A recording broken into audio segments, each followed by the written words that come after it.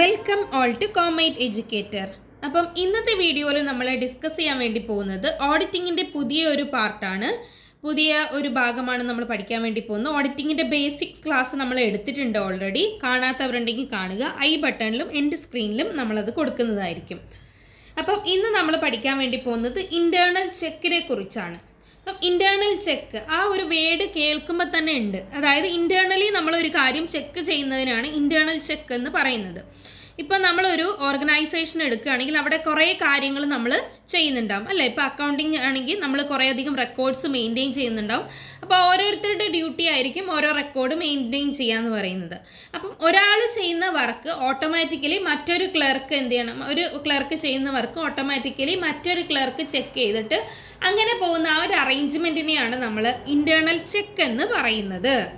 So it is an arrangement of the duties of the members of staff in such a manner that the work performed by one person is automatically and independently checked by the other. അപ്പം ഏതൊരു organisation ആണെങ്കിലും അവിടുത്തെ ഒരു member ചെയ്യുന്ന work മറ്റൊരാൾ automatically check ചെയ്ത് വിടുകയാണെങ്കിൽ അങ്ങനെയുള്ളതിനെയാണ് നമ്മൾ internal check എന്ന് പറയുന്നത്. അപ്പോൾ ഇൻറ്റേർണൽ ചെക്ക് എന്ന് പറയുന്നത് ഇൻറ്റേർണൽ കൺട്രോളിൻ്റെ ഒരു പാർട്ടാണ്, ഒരു വാല്യുബിൾ പാർട്ടാണ്. സോ ഇൻറ്റേർണൽ കൺട്രോൾ എന്ന് പറയുന്നത് കുറച്ചും കൂടി വൈഡ് ആയിട്ടുള്ള ഒരു ടോപ്പിക്കാണ്. നമ്മൾ നെക്സ്റ്റ് വീഡിയോയിൽ ഡിസ്കസ് ചെയ്യുന്നതായിരിക്കും. ഇൻറ്റേർണൽ ചെക്ക് എന്ന് പറയുന്നത് അതിൻ്റെ ഉള്ളിൽ വരുന്ന ഇൻറ്റേർണൽ കൺട്രോളിൻ്റെ ഉള്ളിൽ വരുന്ന ഒരു പാർട്ടാണ് ഇൻറ്റേർണൽ ചെക്ക് എന്ന് പറയുന്നത്. സോ അക്കോർഡിംഗ് ടു നമുക്ക് ഒരു ഡെഫിനിഷൻ നോക്കാം. അക്കോർഡിംഗ് ടു FRME പൗല, internal check means practically a continuous internal audit carried on by the staff itself by means of which the work of each individual is independently checked by the other members of the staff. അപ്പോൾ എന്താണ് definition പറഞ്ഞിരിക്കുന്നത്? Internal check എന്ന് പറയുന്നത് practically പറയുകയാണെങ്കിൽ ഒരു internal audit പോലെ തന്നെയാണ്. പക്ഷേ ഇൻറ്റേർണൽ ചെക്കും ഇൻറ്റേർണൽ ഓഡിറ്റും ഡിഫറെൻ്റ് ആണ്. അതിന് ഡിഫറൻസ് നമുക്ക് പഠിക്കാനുണ്ട്. പക്ഷേ അതുപോലെ പ്രാക്ടിക്കലി നമ്മൾ പറയുകയാണെങ്കിൽ ഇൻറ്റേർണൽ ഓഡിറ്റ് പോലെയാണ്. Because the work of one individual is automatically checked by the other individual. Then what are the objectives of internal check? The first one is to exercise moral pressure over the staff.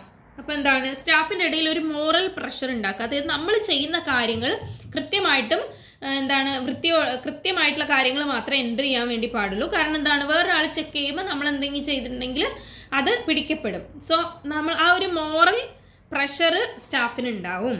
Then to ensure that the accounting system produces reliable and adequate information. Okay, കൃത്യമായിട്ടുള്ള consistent ആയിട്ടുള്ള information, അതുപോലെ തന്നെ adequate ആയിട്ടുള്ള information accounting system produce ചെയ്യുന്നുണ്ട് എന്ന് ensure ചെയ്യാൻ വേണ്ടിയിട്ട് internal ചെക്കിന് സാധിക്കും. Then to provide protection to the resources of the business against fraud, carelessness and inefficiency. Okay, അപ്പം എന്താണ് ഫ്രോഡ്, കെയർലെസ്നെസ് ഇതൊക്കെ കുറയ്ക്കാൻ വേണ്ടിയിട്ട് ഇൻറ്റേർണൽ ചെക്ക് കൊണ്ട് സഹായിക്കും. To distribute work in such a manner that no business is left unrecorded. അതായത് ബിസിനസ്സിൽ നടക്കുന്ന ഈച്ച് ആൻഡ് എവറി കാര്യങ്ങൾ എന്താണ്, ഈച്ച് ആൻഡ് എവറി ട്രാൻസാക്ഷൻ നമ്മൾ റെക്കോർഡ് ചെയ്യുന്നുണ്ട്. അത് മിസ്സായിട്ടില്ല, അല്ലെങ്കിൽ റെക്കോർഡ് ചെയ്യപ്പെടേണ്ട കാര്യങ്ങളൊന്നും അൺറെക്കോർഡഡ് ആയി പോയിട്ടില്ല എന്നൊക്കെ നമുക്ക് ചെക്ക് ചെയ്യാൻ വേണ്ടിയിട്ട് ഇൻറ്റേർണൽ ചെക്ക് ഹെൽപ്പ് ചെയ്യുന്നുണ്ട്. Then to allocate duties and responsibilities of each clerk in such a way that he may held responsible for a particular fraud or error. അപ്പോൾ ഇങ്ങനെ ചെയ്യുമ്പോൾ ഓരോ ക്ലർക്കിനും നമ്മൾ എന്താണ് ഓരോ ഡ്യൂട്ടീസും റെസ്പോൺസിബിലിറ്റീസും അസൈൻ ചെയ്ത് കൊടുക്കും. അപ്പോൾ എന്താണ്, അവർ എന്തെങ്കിലും ഒരു ഫ്രോഡോ എററോ വന്നു കഴിഞ്ഞാൽ പർട്ടിക്കുലർ ക്ലർക്ക് ആയിരിക്കും അതിന് റെസ്പോൺസിബിൾ ആയിരിക്കുക. സോ അതും ഇതിൻ്റെ ഒരു ഒബ്ജക്റ്റീവാണ്. Then to increase the efficiency of clerks because the allocation of duties is based on principle of division of labor. Okay, അപ്പോൾ എന്താണ് ക്ലർക്കിൻ്റെ എഫിഷ്യൻസി നമ്മൾ ഇൻക്രീസ് ചെയ്യുന്നു ബിക്കോസ് ഡിവിഷൻ ഓഫ് ലേബർ എന്ന് പറയുന്ന പ്രിൻസിപ്പിളാണ് നമ്മൾ ഇവിടെ ഫോളോ ചെയ്യുന്നത്. അതായത് ഓരോരുത്തർക്കും ഓരോ ക്ലർക്കിനും അവർ ചെയ്യേണ്ട ഡ്യൂട്ടി നമ്മൾ കൃത്യമായിട്ട് അസൈൻ ചെയ്ത് കൊടുക്കും. അവർ ആ ഒരു കാര്യം മാത്രമേ ചെക്ക് ചെയ്യേണ്ട ആവശ്യമുള്ളൂ. അല്ലാണ്ട് ഒരു ക്ലർക്ക് തന്നെ എല്ലാ കാര്യങ്ങളും പോയി ചെക്ക് ചെയ്യേണ്ട ആവശ്യമില്ല. കൃത്യമായിട്ട് സ്പെഷ്യലൈസ് ചെയ്തിട്ട് എന്താണ് ഒരു ക്ലർക്കിന് എന്താണോ കൊടുക്കേണ്ടത് അവർ ചെയ്യേണ്ട കാര്യം മാത്രം നമ്മൾ ഡിവൈഡ് ചെയ്ത് കൊടുക്കുന്നു. സോ എന്താണ് ആ ഒരു കാര്യത്തിൽ അവർ എന്താണ് കുറച്ച് കാലം അതിൽ തുടർന്ന് ഇങ്ങനെ വർക്ക് ചെയ്യുമ്പോൾ എന്താണ് അതിൽ സ്പെഷ്യലൈസ്ഡ് ആയിട്ടുണ്ടാവും. സോ എഫിഷ്യൻസി ഇൻക്രീസ് ചെയ്യും. ഒരു കാര്യം തന്നെ നമ്മൾ കണ്ടിന്യൂസ്ലി ചെയ്ത് കഴിഞ്ഞുകൊണ്ടിരുന്നാൽ നമുക്കതിൽ എഫിഷ്യൻസി ഇൻക്രീസ് ചെയ്യും. സോ അതും ഇതിൻ്റെ ഒരു ഒബ്ജക്റ്റീവാണ്. Then to detect errors and fraud easily if it is committed, because in an efficient internal check system there is a provision for independent checking. അപ്പോൾ എന്താണ്, എന്തെങ്കിലും എറേഴ്സോ ഫ്രോഡ്സോ ഉണ്ടെങ്കിൽ പെട്ടെന്ന് നമുക്ക് ഈസി ആയിട്ട് കണ്ടുപിടിക്കാൻ വേണ്ടി പറ്റും. ബിക്കോസ് എന്താണ്, ഇൻഡിപെൻഡൻറ്റ് ചെക്കിംഗ് ആണ് ഇൻറ്റേർണൽ ചെക്ക് സിസ്റ്റത്തിൽ നടക്കുന്നത്. ഓരോരുത്തരും ചെയ്ത് കഴിഞ്ഞിട്ട് വേറൊരാൾക്ക് കൈമാറുന്നു, വേറൊരു ക്ലർക്കിന് കൊടുക്കുമ്പോൾ അവർ ഇൻഡിപെൻഡൻ്റ് ആയിട്ട് കൃത്യമായിട്ട് നോക്കുന്നു. സോ എന്താണ്, അവിടെ എന്തെങ്കിലും എററോ ഫ്രോഡോ ഉണ്ടെങ്കിൽ അപ്പം തന്നെ നമുക്ക് കണ്ടുപിടിക്കാൻ വേണ്ടിയിട്ട് പറ്റും. ഇതൊക്കെയാണ് ഇതിൻ്റെ മെയിൻ ഒബ്ജക്റ്റീവ്സ് എന്ന് പറയുന്നത്. സോ ഇതിനൊക്കെ വേണ്ടിയിട്ടാണ് ഇൻറ്റേർണൽ ചെക്ക് നടത്തുന്നത്. അപ്പോൾ നല്ലൊരു ഇൻറ്റേർണൽ ചെക്ക് ഉള്ള ഒരു ഓർഗനൈസേഷൻ ആണെങ്കിൽ അവിടെ ഓഡിറ്റർക്ക് അധികം ഡ്യൂട്ടീസ് ഉണ്ടാവില്ല. കൃത്യമായിട്ട് ഇൻറ്റേർണൽ ചെക്കെല്ലാം ഫോളോ ചെയ്തിട്ട് പോകുന്ന ഒരു ബിസിനസ് ഓർഗനൈസേഷൻ ആണെങ്കിൽ അവിടെ ഫ്രോഡും എറേഴ്സ് എല്ലാം വളരെ കുറവായിരിക്കും. So it is very useful and essential for every business organisation. Then next നമ്മൾ നോക്കാൻ വേണ്ടി പോകുന്നത് auditor's duty in regard to internal check system. So internal check ഉണ്ടെങ്കിൽ പോലും എന്താണ്, ഓഡിറ്റർ കൃത്യമായിട്ട് കാര്യങ്ങൾ അവർ ചെയ്യേണ്ട കാര്യങ്ങൾ ചെയ്തിരിക്കണം. Auditor must not be negligent even though there is a good internal check system. So എന്താണ്, ഒരു ഓർഗനൈസേഷനിൽ നല്ലൊരു ഇൻറ്റേർണൽ ചെക്ക് സിസ്റ്റം ഉണ്ടെങ്കിൽ പോലും ഓഡിറ്റർ എന്താണ്, കൃത്യമായിട്ട് അവിടുത്തെ കാര്യങ്ങളെല്ലാം നോക്കിയിട്ടുണ്ടാവണം. നെഗ്ലിജൻ്റ് ആവാൻ വേണ്ടി പാടില്ല. He should apply a few test checks. ഇനി നല്ലൊരു ഇൻറ്റേർണൽ ചെക്ക് സിസ്റ്റം ആണോ എന്നറിയാൻ വേണ്ടിയിട്ട് എന്ത് ചെയ്യാം, അവർക്ക് ടെസ്റ്റ് ചെക്സ് നടത്തി നോക്കാം. ഓരോ കാര്യങ്ങളും പ്രധാനമായിട്ടും വേണ്ട ഏരിയകളിൽ ടെസ്റ്റ് ചെക്സ് നടത്തി നോക്കിയിട്ട് അതിൽ കിട്ടുന്ന റിസൾട്ട്സ് ആക്യുറേറ്റ് ആണെങ്കിൽ, അത് കൃത്യമായിട്ടാണെങ്കിൽ ഒരു പരിധി വരെ ഇൻറ്റേർണൽ ചെക്കിന് നമുക്ക് റിലയബിൾ ആക്കാൻ വേണ്ടി പറ്റും. പക്ഷേ എന്തെങ്കിലും ഒരു മൈനർ വേരിയേഷൻ ഉണ്ടെങ്കിൽ പോലും എന്താണ്, ഓഡിറ്റർ കൃത്യമായിട്ട് ഓരോ കാര്യങ്ങളും ഓരോ ട്രാൻസാക്ഷനും ഡീറ്റെയിൽഡ് ആയിട്ട് നോക്കേണ്ടതാണ്. ഇൻറ്റേർണൽ ചെക്ക് സിസ്റ്റം ഉണ്ടെങ്കിൽ പോലും ഓഡിറ്ററിന് അവിടെ എപ്പോഴും ഒരു റെസ്പോൺസിബിലിറ്റി ഉണ്ടാവും. If he finds that there is no mistake and there is nothing to arouse his suspicion, he may presume that the accounts are correct. അപ്പോൾ അങ്ങനെ ഒരു ടെസ്റ്റ് ചെക്കെല്ലാം നടത്തി കഴിയുമ്പോൾ ഒരു മിസ്റ്റേക്കും ഇല്ല, ഒരു പ്രത്യേകിച്ച് ഒന്നും ഒരു ഫ്രോഡിൻ്റെയോ ഒരു എററിൻ്റെയോ ഒന്നും കാണാനില്ലെങ്കിൽ എന്താണ്, കറക്റ്റാണെന്ന് വിശ്വസിക്കാം. It must be remembered that in such a case the auditor is not relieved of his responsibility. പക്ഷെ അങ്ങനെ ഇരുന്നാലും എന്താണ്, ഓഡിറ്ററിൻ്റെ റെസ്പോൺസിബിലിറ്റി അവിടെ ഒരിക്കലും ഇൻറ്റേർണൽ ചെക്ക് സിസ്റ്റം ഉണ്ട് അതുകൊണ്ട് ഞാൻ ചെക്ക് ചെയ്തില്ല എന്ന് പറഞ്ഞിട്ട് ഒഴിയാൻ വേണ്ടിയിട്ട് ഓഡിറ്റർക്ക് സാധിക്കില്ല. ഓഡിറ്ററിന് എപ്പോഴും ഒരു ഫുൾ റെസ്പോൺസിബിലിറ്റി ഉണ്ടാവും. സോ ഓഡിറ്ററാണ് എല്ലാ കാര്യങ്ങളും ചെക്ക് ചെയ്യേണ്ടത്. Even though there is a good internal check system, auditor should detaily check overall transactions. അപ്പോൾ എന്താണ്, അങ്ങനെ ഉണ്ടെങ്കിൽ പോലും എന്താണ്, കൃത്യമായിട്ട് ടെസ്റ്റ് ചെക്കൊക്കെ വെച്ചിട്ട് ഓഡിറ്റർ തന്നെ അത് ചെക്ക് ചെയ്യേണ്ടതാണ്.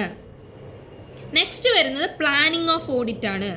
അതായത് ഒരു ഓഡിറ്റ് ചെയ്യുന്നതിന് മുൻപ് അല്ലെങ്കിൽ ഓഡിറ്റ് ചെയ്യുന്ന സമയത്ത് എന്തൊക്കെ കാര്യങ്ങളാണ് നമ്മൾ ശ്രദ്ധിക്കേണ്ടത്, കൃത്യമായിട്ട് ആ ഒരു പ്ലാനിങ് എന്തൊക്കെയാണ് വരുന്നത്. Pre-arranging and coordinating the work of audit of a client is called planning of audit. അപ്പോൾ ഒരു ഓഡിറ്റ് ചെയ്യുന്നതിന് മുൻപും ഓഡിറ്റ് ചെയ്യുന്ന സമയത്തും ഒക്കെ എന്തൊക്കെ കാര്യങ്ങൾ പ്രീ അറേഞ്ച് ചെയ്യണം, എങ്ങനെയൊക്കെ കോർഡിനേറ്റ് ചെയ്യണം എന്നുള്ളതാണ് പ്ലാനിങ് ഓഫ് ഓഡിറ്റ് എന്ന് പറയുന്നത്. The auditor has to take certain steps before commencement of audit. These are called preliminary steps. അപ്പോൾ എന്താണ്, ഒരു ഓഡിറ്റ് തുടങ്ങുന്നതിന് മുൻപ് ചില സ്റ്റെപ്സ് ഓഡിറ്റർ എടുക്കേണ്ടതായിട്ടുണ്ട്. അതിനെയാണ് നമ്മൾ പ്രിലിമിനറി സ്റ്റെപ്സ് എന്ന് പറയുന്നത്.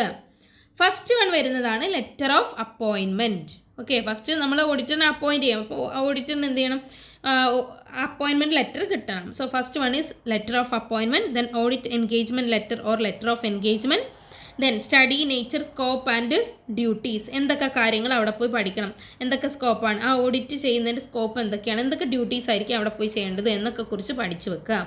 Acquire knowledge about business and it's characteristics. ഇപ്പോൾ ഏത് ബിസിനസ്സിലാണോ ഓഡിറ്റർ അപ്പോയിൻറ്റ് ചെയ്യപ്പെടുന്നത് ആ ഒരു ബിസിനസ്സിനെ കുറിച്ച് നോളജ് ഉണ്ടായിരിക്കണം. അതുപോലെ തന്നെ എന്തൊക്കെ ക്യാരക്ടറിസ്റ്റിക്സ് ആണ് അവിടെ ഉണ്ടാവുക എന്ന് പഠിച്ചിട്ടുണ്ടാവണം.